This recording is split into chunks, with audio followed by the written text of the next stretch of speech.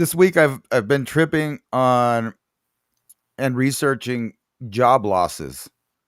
Job losses and what it's going to be replaced with. So you basically got these three options floating right now, at least in the United States.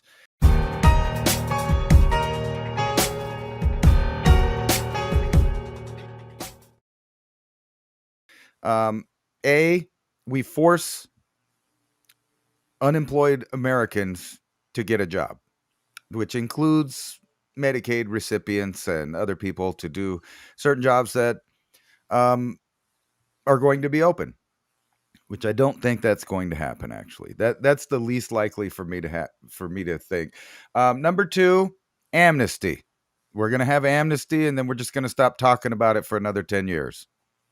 And number three, the most likely, and from my research is going to happen, is if you're a boomer and maybe even the early Gen X's, you need to get what you're going to get and get it now and buy it now and go ahead and retire while the digital age comes upon you, because you're just going to be this old person.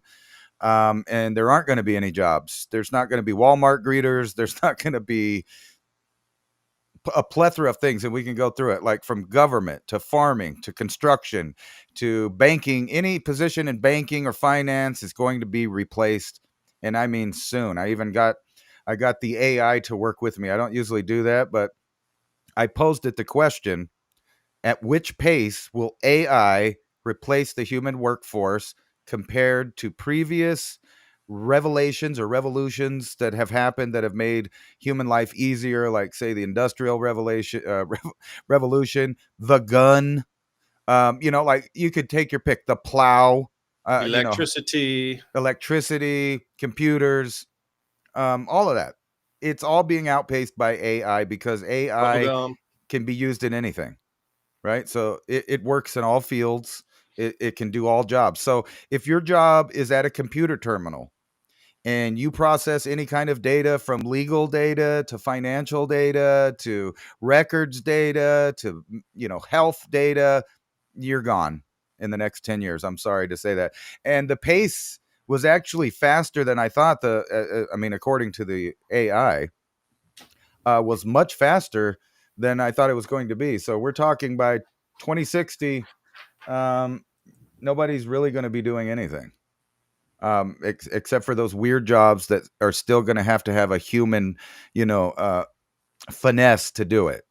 Or the guy on the iPad, picking which plans to 3D print the house or building that they're going to make. Because just think about that one machine replaces all the framers, the concrete workers, all of that stuff. You can just and soon there'll be an electric robot that puts in the electricity at the right time whenever it's 3D printing. You won't even need electricians. As it sits right now, you can build a house without all the construction workers. Maybe 1 to 2 people can handle the job if you keep the machine filled with its ingredients, and then you might have to have a plumber or an electrician at this time. But those jobs too will be replaced with pre-planned automated building styles. And you can go, we'll just go down the list here. Well, that's a fiber it's a fiber concrete mix that goes through that nozzle that comes in there. It's not bioprinting. It's something very similar, though. There's a name with that. They can print a whole house in like a day or two, and they can print entire neighborhoods in just under a week. And you got an entire neighborhood that just wasn't there, and then it's there. That's how fast. And then that the 3D printing itself as a technology combined with AI does everything. I mean, from medical things, like you said, biological, they can 3D print biological things, from organs to limbs. I mean, the list goes on. But in the physical kind of nuts and bolts world, you can make parts, you can make any kind of product that's a single piece, 2 pieces. The machine can just assemble it as needed after it's 3D printed. So you have all of these fields that are using the same technology. It's a super revolution. I might add we're not just limited to plastics with 3D printing. There's metals now. They're very adept at printing metals. Yeah, so anything that can be conceived in a computer, you can have a machine that will 3D print that in some way. You're not limited by materials any longer. It used to be, but not any longer. Right. And let's just go through like the job listings here. Supreme You Court know, allows Trump to proceed with large-scale government agency staff cuts. I predicted this, years ago already, that most of the jobs in the government are redundant or can be done by AI because it's mostly records keeping and things of that nature, filing. I mean, like anything from the clerk's job to the secretary, gone. I'm sorry. Maybe not yet, because there's going to have to be a transition. There's going to be a lot of people upset about, um, you know the idea of retirement, and that there's going to be some year in which your age group is just cut off from that idea, and people before that will be grandfather claused take the in, kind reins of, over. You'll right? be So forced into retirement. job apocalypse spreads as another industry titan slashes over thousands of roles. Which industry titan was that there, Ransom? I can't And read the this small is print. Glassdoor? the tech industry, and here again, it mentions confirming that U.S. employees will lose their jobs as well. It goes on and on. I mean, it's all across. There's nobody reporting local news, but that's going to be covered by AI because it already is. That's why you don't. That's why this title on this um, story exists right here. There's a severe shortage of local news across the U.S. And the reason for that is because they've already fired them. They don't need them. They're not necessary. A Google search can do the same job as that, because you have all these websites, and now there's AI that can search through the websites for you to bring the information that you want. So, like if you're looking for crime stats or crimes that are happening or that kind of news, simple AI search, you get all of your local area news. It's already covered. And soon that'll be the national news as well. Um, Consulting crash is coming. Bloated, overpaid, outpaced by AI. Big firms confront a future they can't outsource. So this is getting into the investment world and the money and finance world. All of these redundant jobs not necessary anymore. You don't need, like, I mean, even the people that are still doing it are using AI already to do it better for themselves. So in the future, you're not going to need that either. Here's one that I brought up last week, that the Trump administration appears to be planning its own chatbot, chat GPT style thing. And this is what will give you all your answers from the government.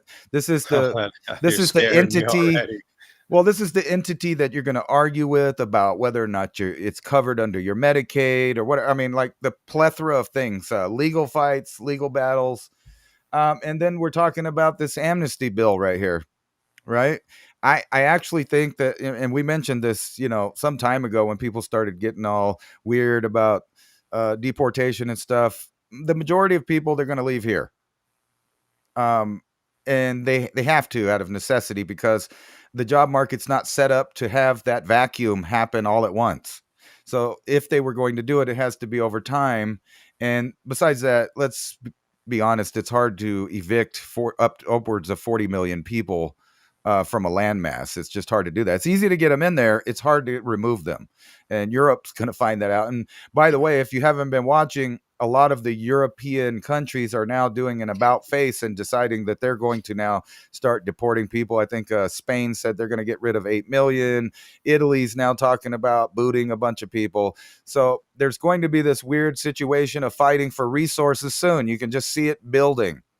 And there's going to be so many factions, so many parties that are now mixed up, that it's going to be so confusing about, people in the past have been easily to go, oh, well, this is my countryman, this is where I stand, and they would get tribal in that fashion. That's not going to be able to happen now.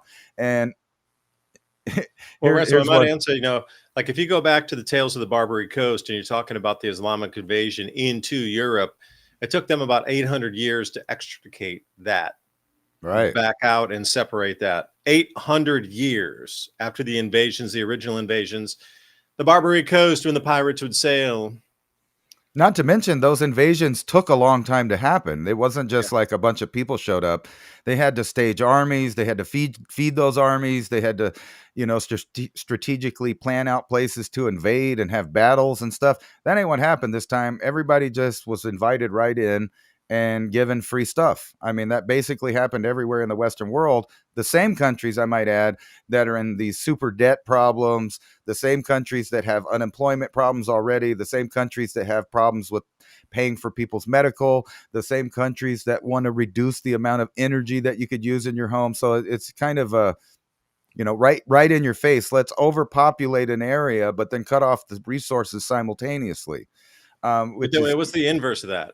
The inverse is they've completely emptied out North Africa and the Sahel. So when that's the new growing zone, a new agricultural zone, you see how much mineral wealth is now being talked about with rare earth minerals, gold extraction, all the mining contracts, mining rights, all the different ports that are being there, the availability to the constant electricity that's coming off of the new Renaissance Dam running all the way down from Ethiopia into Tanzania, that entire electrified corridor, what it's going to be.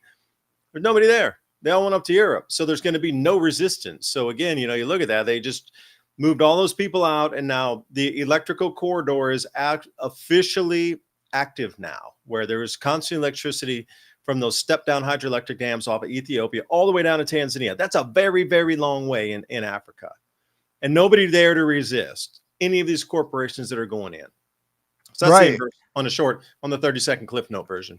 I'll get to it in a minute, but that plays right into the robotic AI revolution. I mean, or revolution, both actually, but like they keep throwing these ideas that are obviously jokes. They suggest Medicaid recipients can, replace the deported farm workers, but I don't think somebody, that has severe diabetes or, It's going to be picking different stuff in the hot sun. is going to go out in 105-degree temperature picking chilies for a corporation. That's just not going to happen. However, robots will, and robots are okay with being hot as long as you can cool the battery. They're not okay with being cold, but they're okay with being hot. So, what you were just saying, look where the investments are at, and then you can tell that in those places, it would be easier to run robotics to do anything from farming to militarized actions because they have the great weather for it.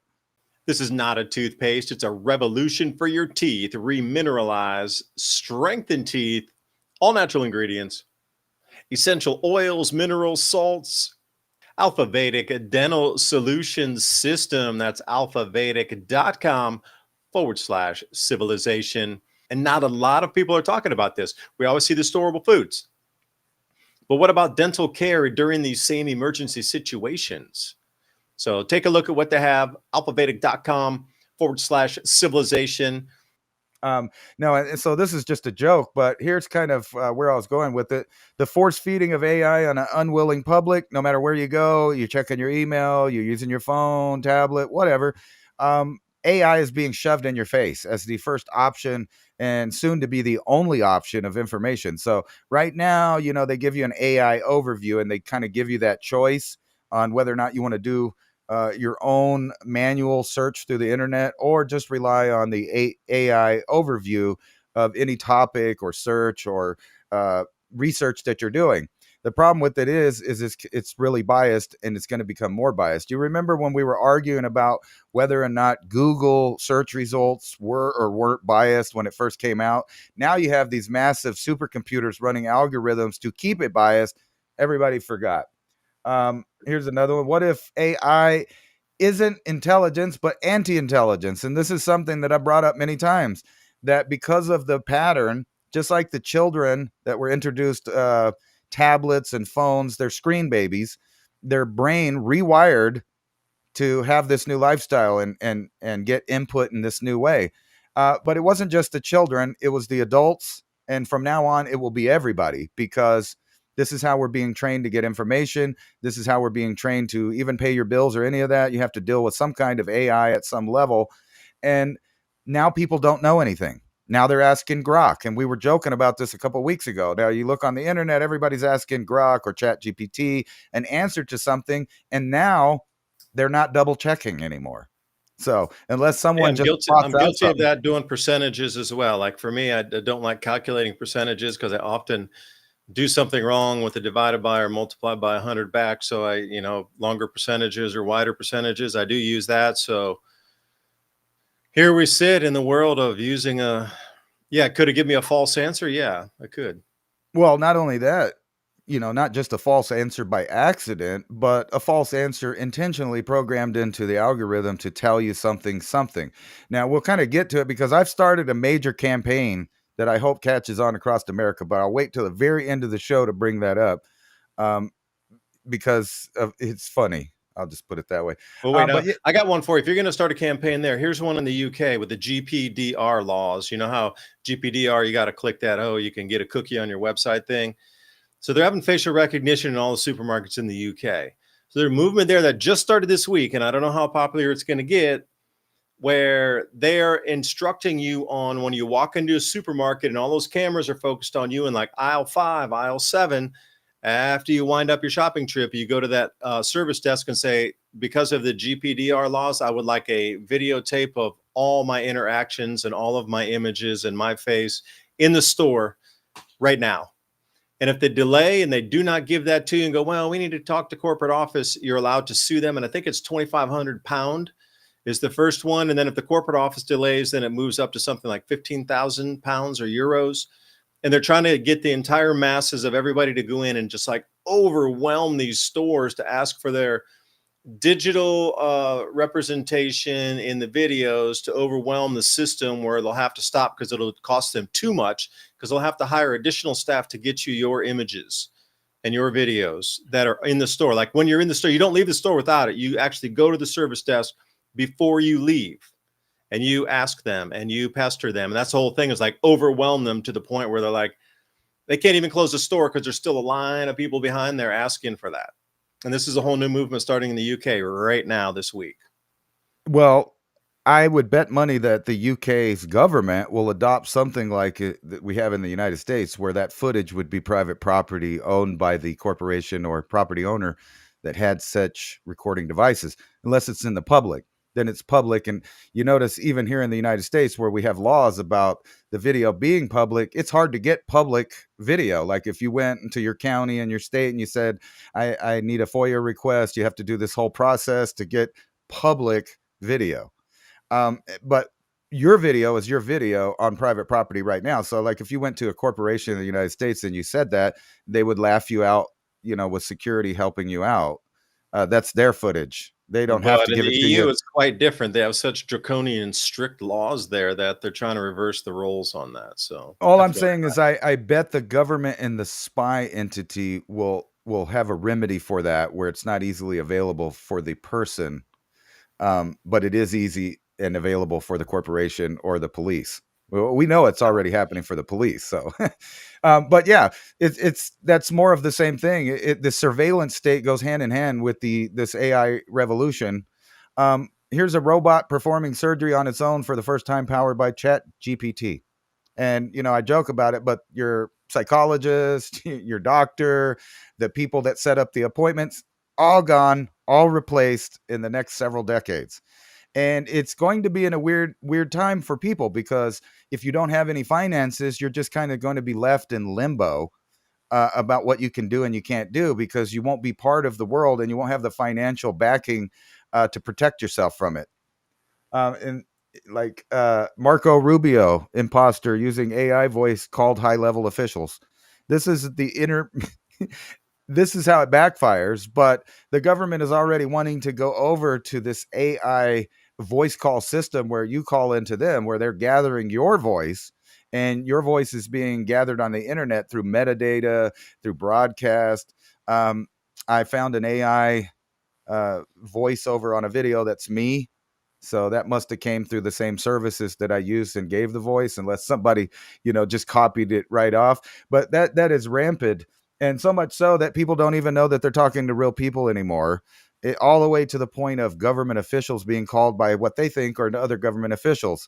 And then Well, wait, then even then you're going to need to have some sort of validation that it's a real, authentic thing. And we talked about this before, like, right, well, then you're going to biometrics, need some sort of code for identification and verification that it's a human-made piece of content. And wait until that comes in, for it to require a retinal scan or a hand vein forearm scan or something before you can right. post. And you'll have to have these little devices in your home.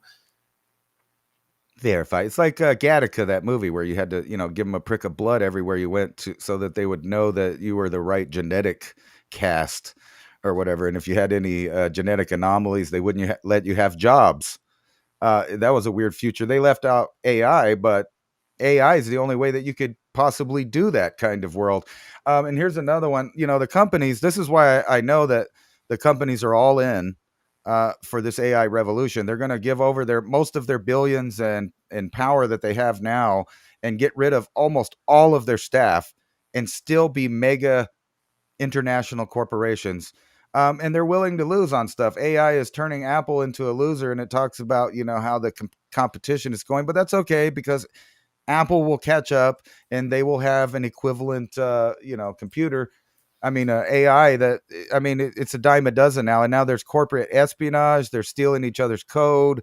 Uh, it's and then you have, where does the legal stuff go into this? Whenever AI generated things cannot be copyrighted. So if someone writes code and then they use the AI to further the code, is that code open source now, or does it actually belong to somebody? And none of this stuff has been worked out in the courts, except for when it comes to entertainment, like this fabled 60s rock band that took the charts, got to number one, finally was outed as completely AI generated music, art, and people.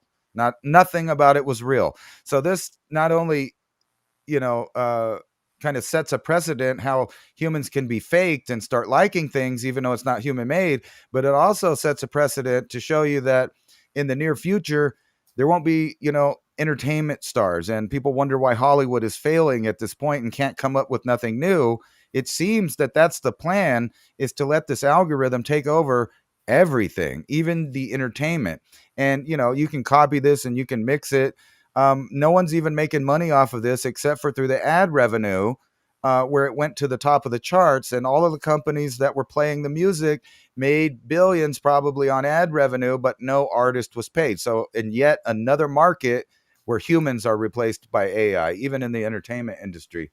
Please remember civilizationcycle.com, and also buy me a coffee /civilization cycle.